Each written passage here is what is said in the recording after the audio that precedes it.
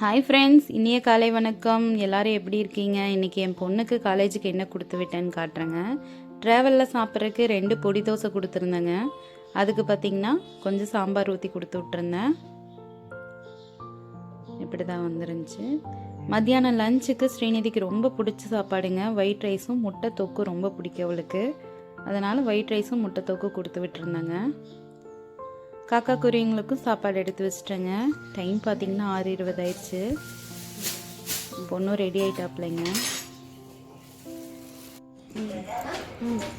இன்றைக்கி பார்த்திங்கன்னா long video. நம்மளுக்கு நேற்று நைட்டு நான் தக்காளி சாப்பாடு ரேசன் அரிசியில் செஞ்சுருந்தேன். அதுவும் கருவாடும் லாங் வீடியோ இன்றைக்கி போட்டுருவேங்க.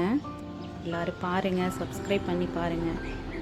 நம்ம ஊர் பஸ்ஸும் பார்த்திங்கன்னா 6:20க்கே வந்துச்சு. பார்த்திங்களா, பொண்ணு கிளம்பிட்டாளுங்க. நம்ம காக்கா குருவிங்களுக்கும் சாப்பாடு எடுத்தது வச்சாச்சுங்க. இந்த வீடியோ பிடிச்சிருந்தா லைக் பண்ணுங்கள், சப்ஸ்கிரைப் பண்ணுங்கள்.